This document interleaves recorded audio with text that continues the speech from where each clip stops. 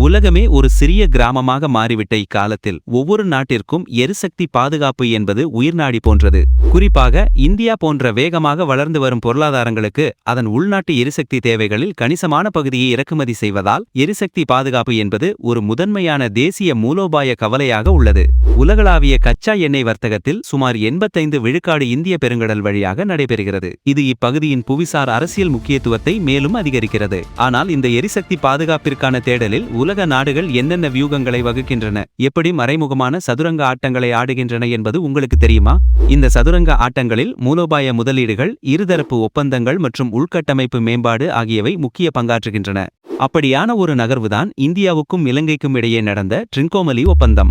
இது வெறும் எரிசக்தி பரிமாற்றம் மட்டுமல்லாமல் பிராந்திய புவிசார் அரசியல் சமநிலையை வடிவமைக்கும் ஒரு மூலோபாய நகர்வாகும். இலங்கையின் கிழக்கு கடற்கரையில் அமைந்துள்ள திருகோணமலை ஒரு இயற்கை துறைமுகமாக மட்டுமல்லாமல் வரலாற்றின் பக்கங்களில் ஒரு முக்கிய மூலோபாய இடமாக பதிவு செய்யப்பட்டுள்ளது. இதன் ஆழமான துறைமுகம் சர்வதேச கடல்வழி போக்குவரத்து பாதைகளில் அதன் மைய இருப்பிடம் பல நூற்றாண்டுகளாக உலக வல்லரசுகளின் கவனத்தை ஈர்த்துள்ளது. பண்டைய காலங்களிலிருந்தே இது வர்த்தக மற்றும் கடற்படை நடவடிக்கைகளுக்கு ஒரு முக்கிய மையமாக செயல்பட்டுள்ளது. போர்த்துகீசியர்கள் 16ஆம் நூற்றாண்டு, டச்சுக்காரர்கள் 17ஆம் நூற்றாண்டு மற்றும் பிரிட்டிஷார் 18ஆம் நூற்றாண்டின் பிற்பகுதி முதல் 20ஆம் நூற்றாண்டு வரை என பல காலனித்துவ சக்திகள் ட்ரின்கோமலியை தங்கள் கட்டுப்பாட்டில் வைத்திருக்க போட்டியிட்டனர். இரண்டாம் உலகப் போரின் போது பிரிட்டிஷ் அரசால் கட்டப்பட்ட பிரம்மாண்டமான எண்ணெய் சேமிப்பு பண்ணைகள் இங்குதான் இருக்கின்றன. இந்த எண்ணெய் பண்ணை 1930களில் பிரிட்டிஷ் கடற்படையின் கிழக்கு கடற்படைக்கு எரிபொருள் வழங்குவதற்காக கட்டப்பட்டது. குறிப்பாக ஜப்பானிய அச்சுறுத்தலை எதிர்கொள்ளும் வகையில் இது வடிவமைக்கப்பட்டது. சுமார் 99 பெரிய எண்ணெய் சேமிப்பு தொட்டிகள், ஒவ்வொன்றும் 12,000 கிலோலிட்டர் கச்சா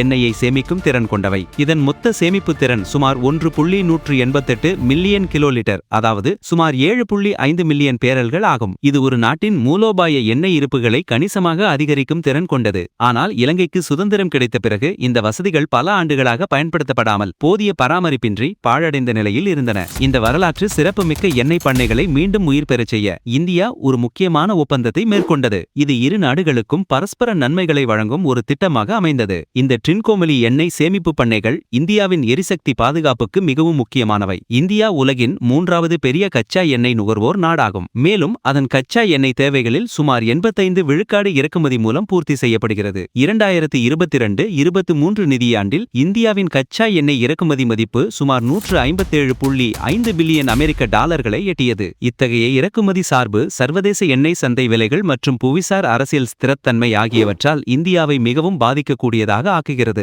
எனவே மூலோபாய எண்ணெய் இருப்புகளை உருவாக்குவதும் அவற்றை பன்முகப்படுத்துவதும் இந்தியாவின் எரிசக்தி பாதுகாப்பு கொள்கையின் முக்கிய அங்கமாகும். Indian strategic petroleum reserves limited மூலம் இந்தியா தற்போது விசாகப்பட்டினம், மங்களூரு மற்றும் படூர் ஆகிய இடங்களில் சுமார் 5.33 மில்லியன் மெட்ரிக் டன் கச்சா எண்ணெயை சேமிக்கும் வசதிகளை கொண்டுள்ளது. இது இந்தியாவின் சுமார் 10 நாட்கள் கச்சா எண்ணெய் தேவையை பூர்த்தி செய்ய போதுமானது. சர்வதேச எரிசக்தி ஏஜென்சியின் பரிந்துரைப்படி 90 நாட்கள் இருப்பை எட்டுவதற்கு ட்ரின்கோமலி போன்ற வெளிநாட்டு வசதிகள் மிகவும் முக்கியமானவை. 2003ஆம் ஆண்டிலேயே இந்தியன் ஆயில் கார்ப்பரேஷனின் துணை நிறுவனமான லங்கா ஐஓசி இந்த தொட்டிகளில் 1435 ஆண்டு குத்தகைக்கு எடுத்து இயக்கி வந்தது. இந்த 14 தொட்டிகள் லோயர் டேங்க் ஃபார்ம் என அழைக்கப்படும் பகுதியில் அமைந்துள்ளன. லங்கா ஐஓசி இலங்கைக்குள் பெட்ரோலிய பொருட்களை விநியோகிப்பதற்கும் ட்ரின்கோமலி துறைமுகத்தில் கப்பல்களுக்கு எரிபொருள் நிரப்புவதற்கும் இந்த வசதிகளை பயன்படுத்தியது. இருப்பினும் முழு பண்ணைகளின் திறனையும் பயன்படுத்தும் ஒரு நீண்டகால திட்டம் தேவைப்பட்டது. ஏனெனில் மீதமுள்ள 85 தொட்டிகள் தொடர்ந்து பயன்படுத்தப்படாமல் இருந்தன. இந்த நிலையை மாற்றவும் இலங்கையின் பொருளாதார வளர்ச்சிக்கும் இந்தியாவின் எரிசக்தி பாதுகாப்புக்கும் ஒரு நீண்டகால தீர்வை நோக்கியே பல சுற்று பேச்சுவார்த்தைகளுக்கு பிறகு 2022ஆம் ஆண்டு ஜனவரி மாதம் இந்தியாவுக்கும் இலங்கைக்கும் இடையே ஒரு புதிய விரிவான 50 ஆண்டுகால ஒப்பந்தம் கையெழுத்தானது. இந்த ஒப்பந்தம் இலங்கையின் வெளிவிவகார அமைச்சர் ஜி.எல். பீரிஸ், எரிசக்தி அமைச்சர் உதய கம்மன்பில மற்றும் இந்திய வெளியுறவு அமைச்சர் எஸ். ஜெய்சங்கர் ஆகியோரின் முன்னிலையில் இறுதி செய்யப்பட்டது. இந்த புதிய உடன்பாட்டின்படி மொத்தம் இருக்கும் 99 எண்ணெய் சேமிப்பு தொட்டிகள் 3 பிரிவுகளாக பிரிக்கப்பட்டன. இந்த பிரிவினை இரு நாடுகளின் தேவைகளையும் இறையாண்மை நலன்களையும் சமநிலைப்படுத்தும் வகையில் வடிவமைக்கப்பட்டது. லங்கா ஐஓசி வசம் 24 தொட்டிகள், ஏற்கனவே லங்கா ஐஓசி பயன்படுத்தி வந்த 14 தொட்டிகளுடன் சேர்த்து மேலும் 10 தொட்டிகள் லங்கா ஐஓசி வசம் தொடர்ந்து இருக்கும். இந்த 24 தொட்டிகள் லோயர் டேங்க் ஃபார்ம் பகுதியில் அமைந்துள்ளன.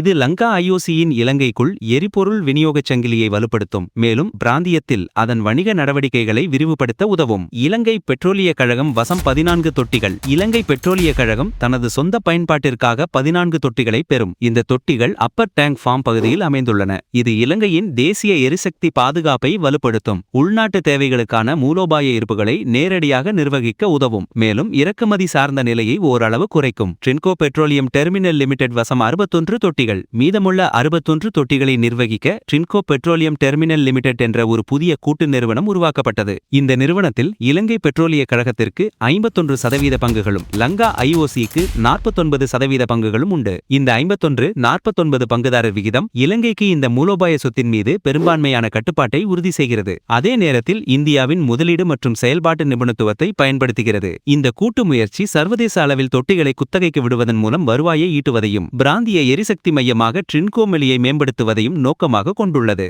இந்த 61 தொட்டிகளை நவீனமயமாக்குவதற்கும் செயல்படுத்துவதற்கும் பல 100 மில்லியன் அமெரிக்க டாலர்கள் மதிப்பிலான கணிசமான முதலீடு தேவைப்படும். ஆனால் இந்த ஒப்பந்தம் வெறும் பொருளாதார பரிமாற்றம் மட்டும்தானா, அல்லது இதற்கு பின்னால் மறைந்திருக்கும் பெரிய புவிசார் அரசியல் நோக்கங்கள் ஏதேனும் உண்டா? நிச்சயமாக உண்டு. திருகோணமலை துறைமுகம் சர்வதேச கடல்வழி போக்குவரத்து பாதைகளில் ஒரு முக்கிய மையமாக அமைந்துள்ளது. குறிப்பாக கிழக்கு மற்றும் மேற்கு நாடுகளுக்கு இடையிலான கப்பல் போக்குவரத்துக்கு இது ஒரு மூலோபாய முக்கியத்துவம் வாய்ந்த இடம். உலக வர்த்தகத்தின் கணிசமான பகுதி இந்திய பெருங்கடல் வழியாக செல்கிறது. மேலும் எண்ணெய் மற்றும் எரிவாயு போக்குவரத்தின் முக்கிய வழித்தடங்களில் ஒன்றாக இது உள்ளது. இந்த பிராந்தியத்தில் இந்தியாவின் வலுவான இருப்பு இந்திய பெருங்கடல் பகுதியில் அதன் பாதுகாப்பையும் வர்த்தக நலன்களையும் உறுதிப்படுத்த உதவும். இந்திய பெருங்கடலில் சீனாவின் அதிகரித்து வரும் செல்வாக்கிற்கு ஒரு சமநிலையை உருவாக்கும் முயற்சியாகவும் இந்த ஒப்பந்தம் பார்க்கப்படுகிறது. சீனா தனது ஸ்ட்ரிங் ஆஃப் பேர்ல்ஸ் மூலோபாயத்தின் ஒரு பகுதியாக இந்திய பெருங்கடலில் உள்ள பல துறைமுகங்களில், உதாரணமாக பாகிஸ்தானின் குவாடர், மியான்மரின் கியாக்பியூ, இலங்கையின் ஹம்பாந்தோட்டை முதலீடு செய்துள்ளது.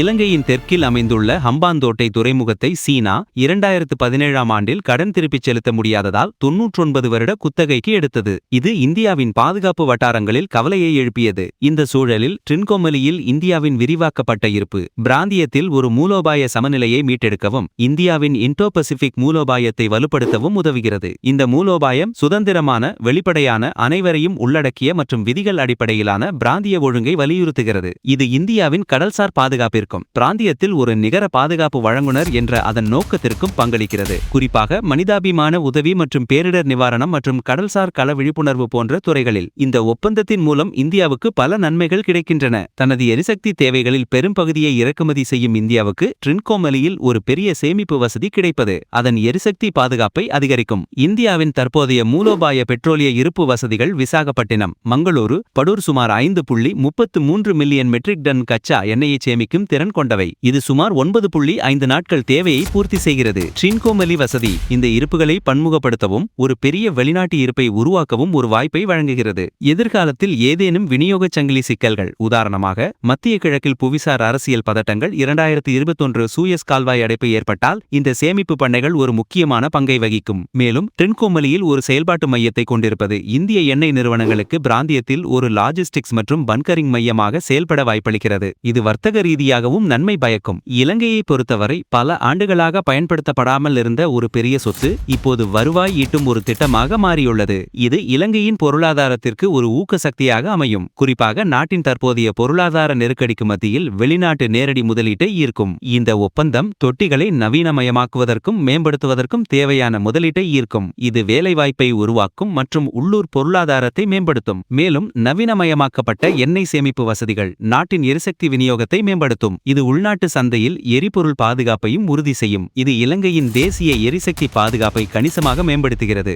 வெளிநாட்டு நாணய செலவுகளை குறைக்கும் சாத்தியக்கூறுகளையும் வழங்குகிறது. அத்துடன் பிராந்தியத்தில் ஒரு முக்கிய எரிசக்தி மற்றும் கப்பல் மையமாக உருவெடுக்கும் திறனையும் அளிக்கிறது. ஆகவே ட்ரின்கோமலி ஒப்பந்தம் என்பது வெறும் கச்சா எண்ணெய் சேமிப்பு தொட்டிகளை பற்றியது மட்டுமல்ல. இது இந்தியாவுக்கும் இலங்கைக்கும் இடையிலான நீண்டகால உறவுகளின், பரஸ்பர நம்பிக்கையின் மற்றும் பிராந்திய பாதுகாப்பின் ஒரு குறியீடாகும். இந்த உடன்பாடு இரு நாடுகளின் பொருளாதார நலன்களையும் மூலோபாய நோக்கங்களையும் ஒருங்கிணைக்கிறது. இது இந்திய பெருங்கடலில் அமைதியையும் ஸ்திரத்தன்மையையும் நிலைநாட்டுவதில் முக்கிய பங்காற்றும் ஒரு மூலோபாய நகர்வாக பார்க்கப்படுகிறது. இது பிராந்தியத்தில் அதிகரித்து வரும் புவிசார் அரசியல் போட்டிக்கு ஒரு சமநிலையை வழங்குகிறது. இந்த ஒப்பந்தம் இரு நாடுகளின் எரிசக்தி பாதுகாப்பை வலுப்படுத்துவதோடு மட்டுமல்லாமல் கடல்சார் வர்த்தக பாதைகளின் பாதுகாப்பை உறுதி செய்வதிலும் பிராந்தியத்தில் உள்ள மற்ற நாடுகளுடன் ஒத்துழைப்பதற்கான ஒரு மாதிரியாகவும் செயல்படும். வருங்காலத்தில் இந்த ஒப்பந்தம் இரு நாடுகளின் பொருளாதாரத்திற்கும் பிராந்தியத்தின் புவிசார் அரசியலுக்கும் எப்படி ஒரு புதிய அத்தியாயத்தை எழுதும் என்பதை பொறுத்திருந்துதான் பார்க்க வேண்டும்.